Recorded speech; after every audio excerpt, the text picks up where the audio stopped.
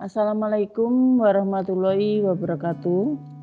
Halo anak-anak, selamat pagi. Salam sejahtera untuk kita semua. Bagaimana kabar kalian hari ini? Semoga selalu sehat dan tetap semangat. Semoga di masa pandemi COVID-19 ini kalian senantiasa mendapat lindungan dari Allah Subhanahu wa Ta'ala. Anak-anakku yang berbahagia, semoga kalian bisa beraktivitas dan tetap belajar dengan baik, sehingga bisa berprestasi dengan tetap memperhatikan protokol kesehatan. Di masa ini, kalian tetap melaksanakan belajar secara daring. Semoga kita bisa mengikuti pelajaran bahasa Indonesia sampai selesai nanti. Baiklah, untuk mengawali kegiatan ini, marilah kita berdoa menurut agama dan kepercayaan kita masing-masing. Berdoa dimulai.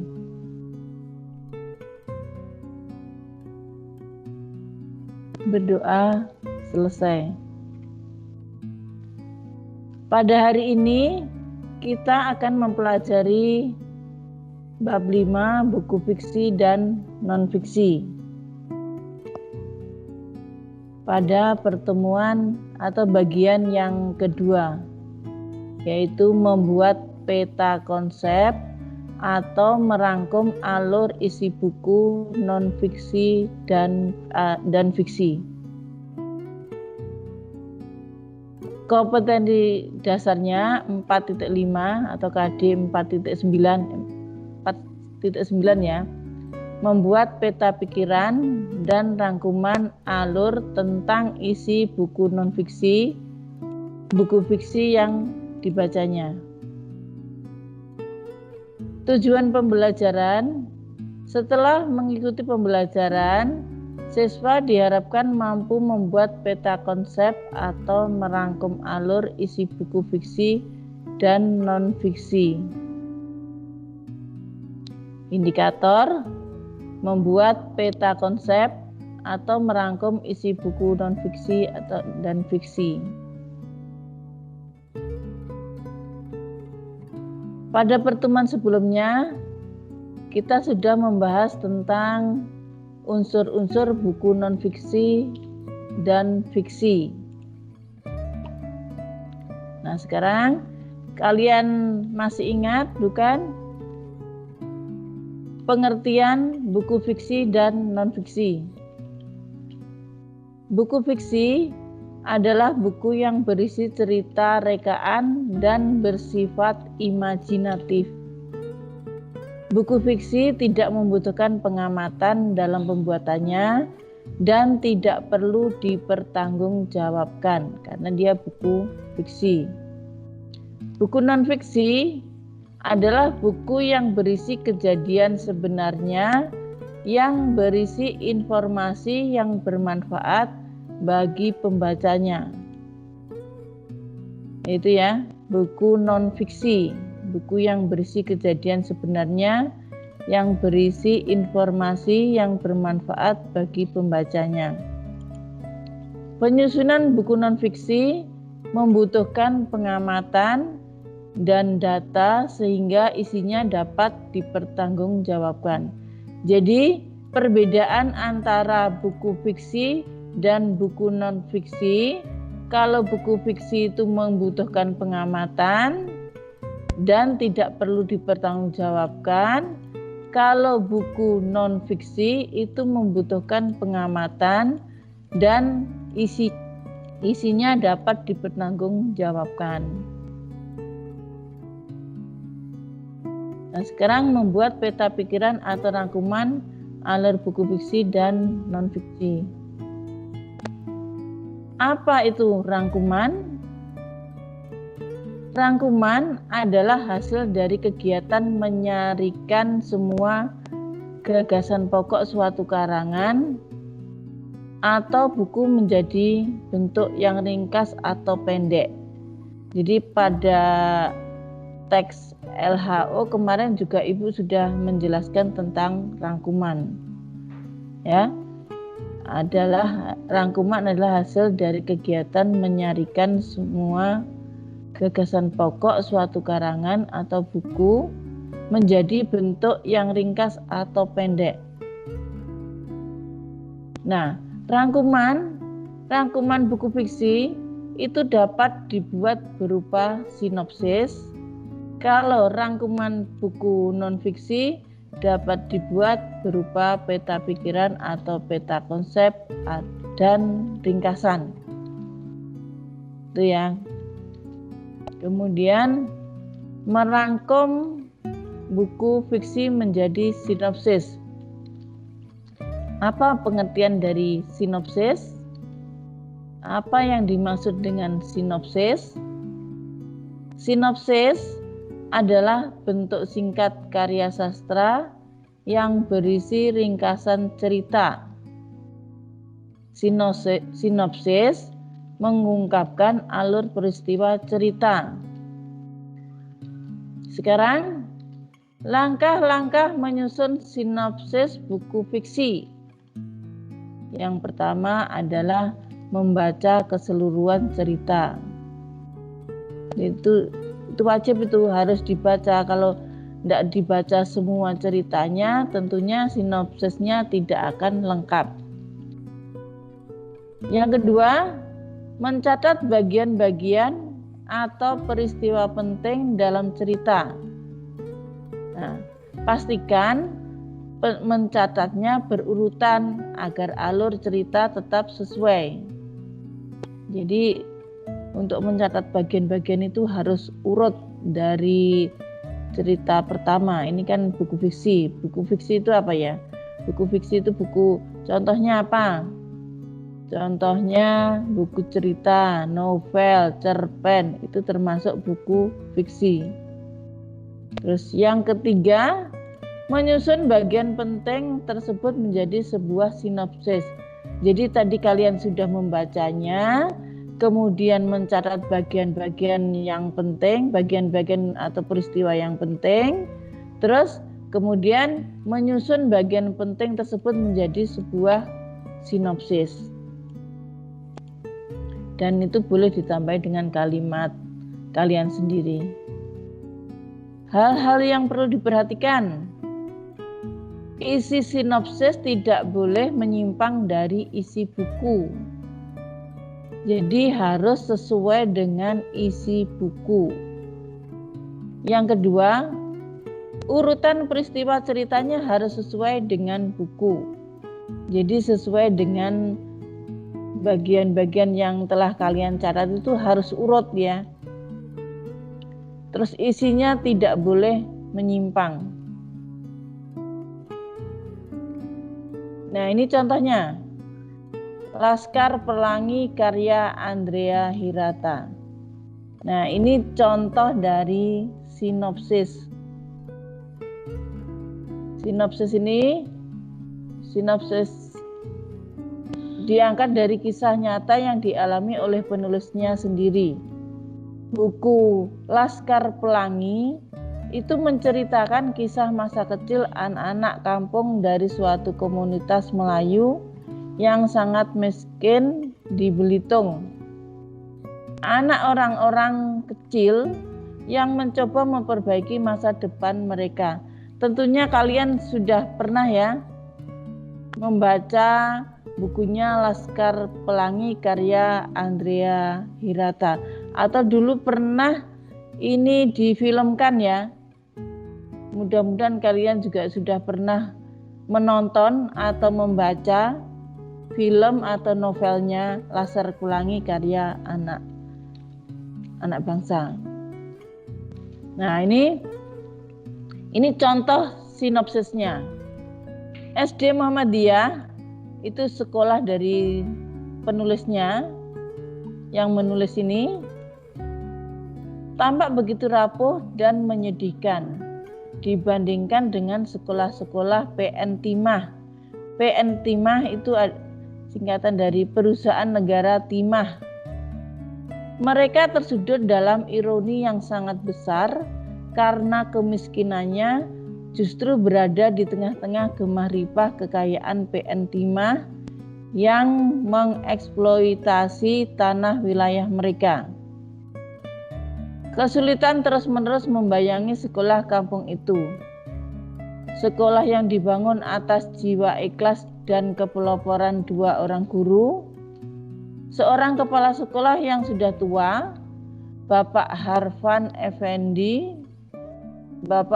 Effendi Nur, dan ibu guru muda, Ibu Muslimah Hafsari, yang juga sangat miskin, berusaha mempertahankan semangat besar sekolah yang nyaris dibubarkan oleh pengawas sekolah Depdikbud Sumsel, Sumatera Selatan karena kekurangan murid itu.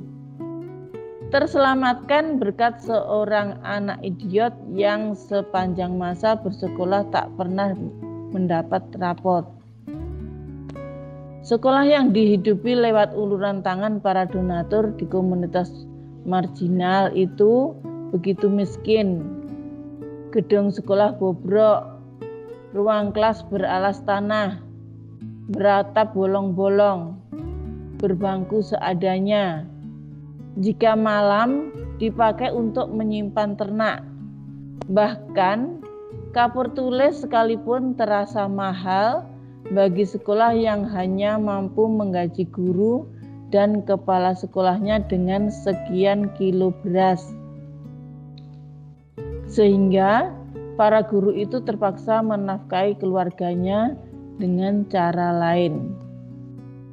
Sang kepala sekolah menyangkul sebidang kebun dan sang ibu guru menerima jahitan. Kendati demikian, keajaiban seakan terjadi setiap hari di sekolah yang dari jauh tampak seperti bangunan roboh. Semuanya terjadi karena sejak hari pertama kelas 1 sang kepala sekolah dan sang ibu guru muda yang hanya berijazah SKP, Sekolah Kepandaian Putri, telah berhasil mengambil hati 11 anak-anak kecil miskin itu. Dari waktu ke waktu, mereka berdua bahu-membahu membesarkan hati ke-11 anak-anak tadi agar percaya diri, berani berkompetisi, agar menghargai dan menempatkan pendidikan sebagai hal yang sangat penting dalam hidup ini. Mereka mengajari ke-11 murid agar tegar, tekun, tak mudah menyerah, dan gagah berani menghadapi kesulitan sebesar apapun. Kedua guru itu juga merupakan guru yang ulung, sehingga menghasilkan seorang murid yang sangat pintar dan mereka mampu mengasah bakat beberapa murid lainnya. Pak Harpan dan Bu Mus juga mengajarkan cinta sesama dan mereka amat menyayangi ke-11 muridnya. Kedua guru miskin itu memberi julukan ke-11 murid itu sebagai para Laskar Pelangi. Dan ini tidak Ibu lanjutkan, itu tadi hanya contoh. Kalian bisa lihat atau bisa baca, cari di internet atau buku novelnya, itu ada.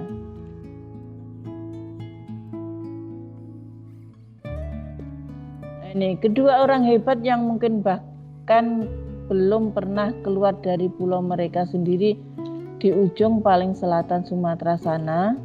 Banyak hal inspiratif yang dimunculkan buku ini. Buku ini memberikan contoh dan membesarkan hati. Buku ini memperlihatkan bahwa di tangan seorang guru, kemiskinan dapat diubah menjadi kekuatan. Keterbatasan bukanlah kendala untuk maju. Dan pendidikan bermutu memiliki definisi dan dimensi yang sangat luas. Paling tidak, Laskar Pelangi dan Sekolah Miskin Muhammadiyah menunjukkan bahwa pendidikan yang hebat sama sekali tak berhubungan dengan fasilitas, Terakhir cerita, Laskar Pelangi memberitahu kita bahwa guru benar-benar seorang pahlawan tanpa tanda jasa. Itu tadi adalah contoh dari sinopsis Laskar Pelangi. Nah, sekarang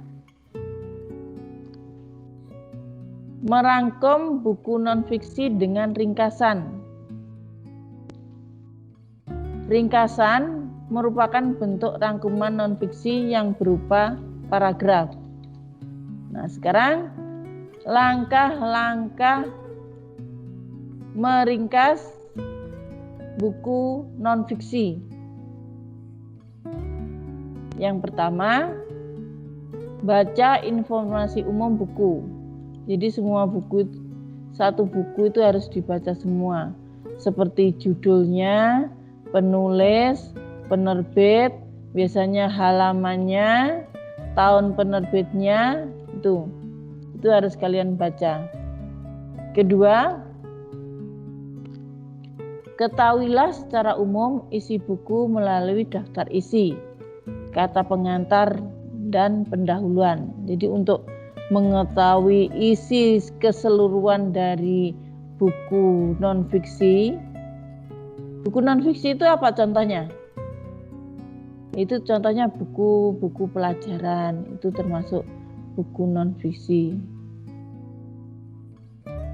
Nah, itu untuk mengetahui keseluruhan isinya, itu dilihat dari daftar isi, kata pengantar, dan pendahuluan. Terus yang ketiga, ambil gagasan utama setiap paragraf pada masing-masing subbab. Kemudian yang keempat, gabungkan gagasan utama tersebut menggunakan bahasa sendiri. Yang kelima, gagasan utama setiap paragraf dapat diungkapkan dalam satu kalimat. Jadi untuk memperoleh gagasan utama setiap paragraf dapat diungkapkan dalam satu paragraf. Nah, sekarang yang keenam, susun kalimat yang merupakan gagasan utama tersebut menjadi paragraf ringkasan. Nah, itu ya, gabungkan itu langkah-langkah meringkas buku non-fiksi. Jadi dilihat dulu, baca dulu informasinya, seperti judul, penulisnya siapa, penerbitnya, tahun penerbitnya dari penerbit mana, terus tahun penerbit, biasanya tebal halaman, kemudian isi buku itu dilihat dari daftar isinya, kata pengantar, dan pendahuluan. Ambil gagasan utama setiap paragraf. Nah, sekarang untuk mengambil gagasan utama itu ya, jenis paragraf itu ada berapa? Itu ada ya, jenis paragraf deduktif, paragraf induktif, paragraf campuran. Nah, kalau paragraf deduktif itu kalimat utamanya atau gagasan utamanya, kalimat utamanya itu terdapat di awal kalimat, itu dinamakan paragraf deduktif. Nah, kalau paragraf induktif itu gagasan utama, kalimat utamanya atau gagasan utamanya itu terdapat di akhir dari sebuah paragraf. Itu dulu waktu semester 1 itu sudah pernah itu jelaskan. Terus paragraf campuran itu kalimat utamanya itu terdapat di awal, bisa di akhir, bisa di tengah-tengah. Itu namanya paragraf campuran. Nah, gagasan utama itu kan terdapat di kalimat utama. Jadi gagasan utama itu terdapat di kalimat utama. Tentunya sudah mengerti kalian, soalnya semester 1 sudah pernah, ini tinggal ngulang. Nah, jadi kalau sudah gagasan utama diungkapkan satu paragraf, satu kalimat, kemudian susun kalimat yang merupakan gagasan utama tersebut menjadi paragraf ringkasan. Hampir sama dengan tadi yang sinopsis tadi. Tapi kalau sinopsis itu tadi per paragraf, ini per kata ditulis ini. Nah, sekarang kita lanjutkan peta pikiran. Peta pikiran itu sama juga dengan mind map atau disebut juga dengan peta konsep atau disebut juga dengan mind mapping. Ya, jadi peta pikiran itu bisa juga disebut dengan mind map, kemudian bisa juga disebut dengan peta konsep, disebut juga dengan mind mapping, itu peta pikiran. Nah, apa peta pikiran itu? Ada yang bisa? Peta pikiran itu merupakan bagan atau diagram yang menggambarkan alur pikiran seseorang tentang suatu objek. Itu ya. Peta pikiran merupakan bagan atau diagram yang menggambarkan alur pikiran seseorang tentang suatu objek. Nah, peta pikiran itu menghubungkan ide-ide penting atau pokok-pokok isi bacaan suatu topik tertentu satu sama lainnya. Jadi menghubungkan ide-ide penting. Jadi itu berupa kata, bukan berupa kalimat nanti ya, peta pikiran itu. Berisi pokok-pokok, inti-intinya, kata kuncinya. Itu bisa juga. Nah, pemetaan pikiran dapat membantumu memerinci dan meringkas pokok-pokok isi buku yang dibaca serta dapat memahami keseluruhan isi tanpa harus menghafal. Jadi itu, pemetaan pikiran dapat membantumu memerinci dan meringkas pokok-pokok isi buku yang dibaca serta dapat memahami keseluruhan isi tanpa harus menghafal. Nah, sekarang ciri-ciri peta pikiran. Peta pikiran menampilkan gagasan-gagasan dalam bentuk kata atau gabungan kata dan bukan paragraf. Ya. Jadi diingat ciri-cirinya.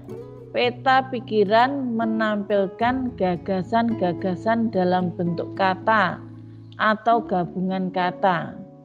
Jadi intinya, kata intinya, bukan paragraf. Ingat-ingat dalam bentuk kata. Peta pikiran dapat ditambah gambar-gambar agar terlihat menarik. Bisa kalian buat yang ditambahi warna-warni. Misalkan satu pokok pikiran warnanya apa, satu pokok pikiran warna apa. Bisa memakai, itu mewarnai bisa memakai spidol, bisa memakai pensil warna. Supaya terlihat menarik. Ya, dengan adanya gambar-gambar atau dibentuk-bentuknya itu yang bagus, yang lebih menarik. Setiap gagasan pokok ditampilkan dalam warna-warna yang berbeda. Jadi untuk membedakan ini bagian pokok, gagasan pokok yang mana, ini bagian pokok yang mana, itu boleh dikasih warna-warni yang berbeda. Itu tadi ciri-ciri peta pikiran, yaitu menampilkan gagasan pokok atau bentuk kata, gabungan kata, bukan paragraf.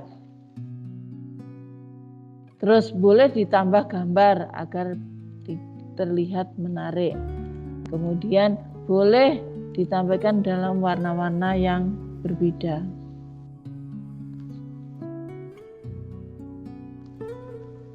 Nah, sekarang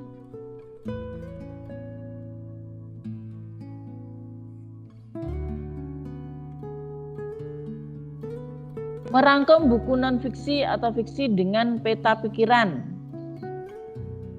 Peta pikiran atau peta konsep merupakan garis besar informasi suatu buku yang disajikan dengan bagan. Langkah-langkah membuat peta pikiran. Yang pertama, tulis judul di atas kertas. Lalu beri gambar yang sesuai agar memudahkan mengingat judul tersebut. Kemudian yang kedua, buat cabang utama terkait topik tadi. Teruskan dengan membuat cabang utama yang lainnya. Jadi buat judul dulu, buat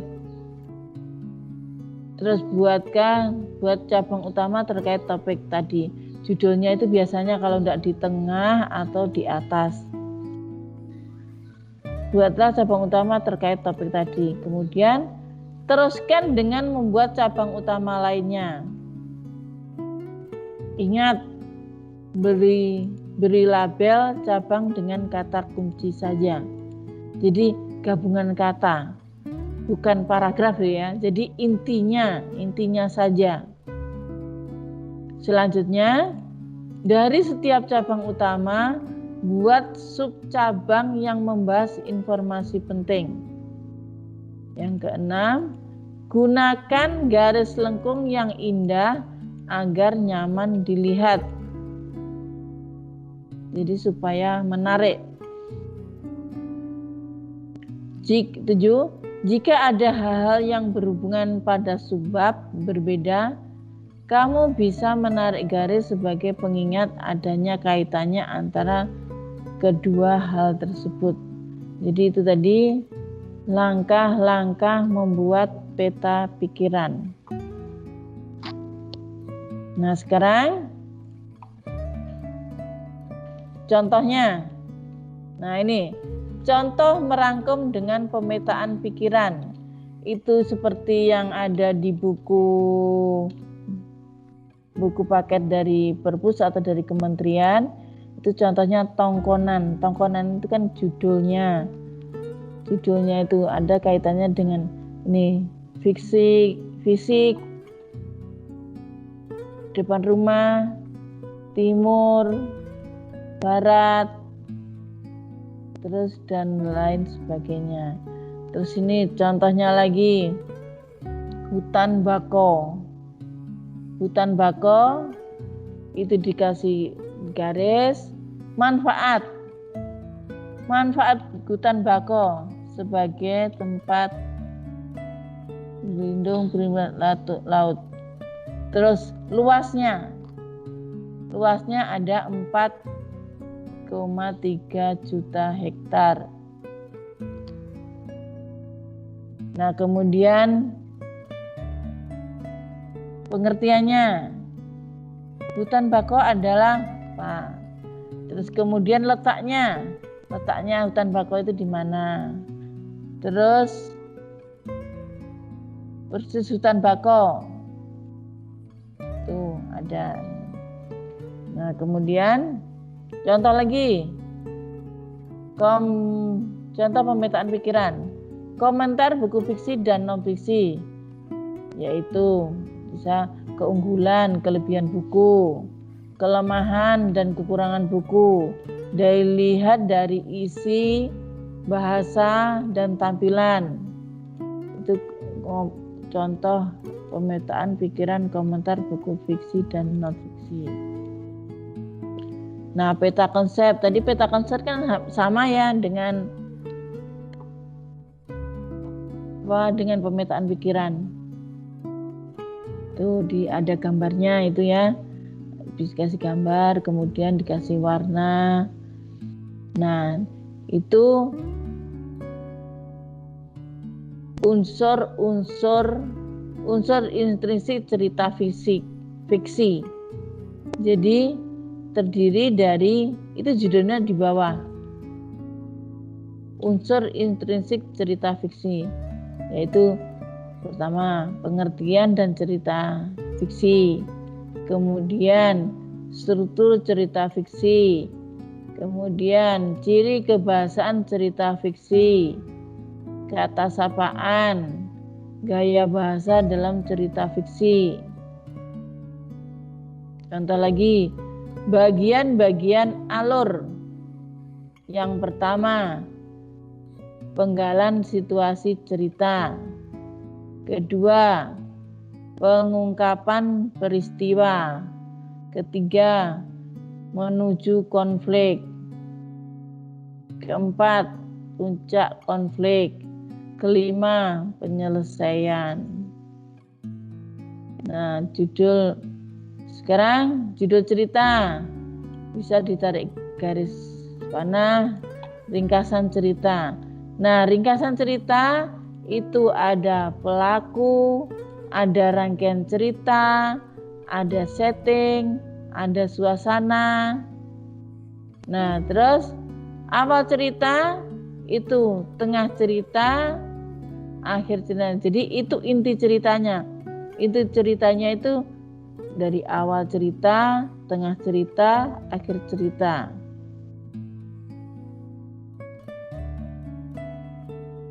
Nah, sekarang untuk tugas.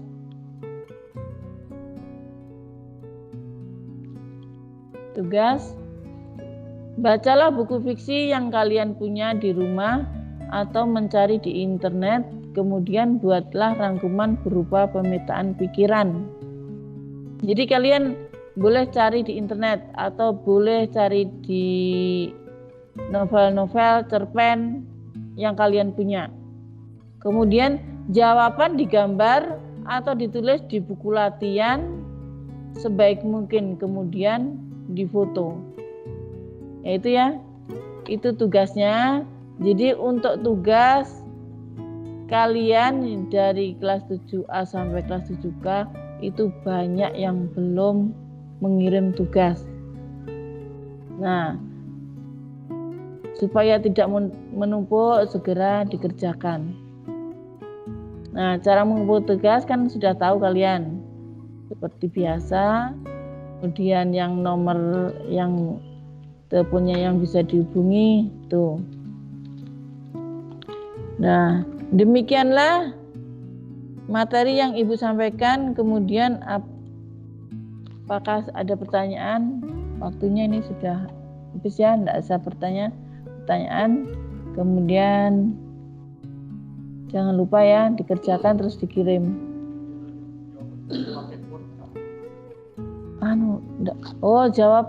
Jawaban sebaiknya itu kan digambar. Jadi di buku latihan aja atau di kertas HVS bisa. Jadi dibuat itu apa tadi? Enggak. Langsung aja nanti difoto terus dikirim ke guru pengajarnya. Ada lagi? Enggak. Nah. Sekarang Ibu akhiri. Selamat mengerjakan tugas dan terima kasih. Wassalamualaikum warahmatullahi wabarakatuh.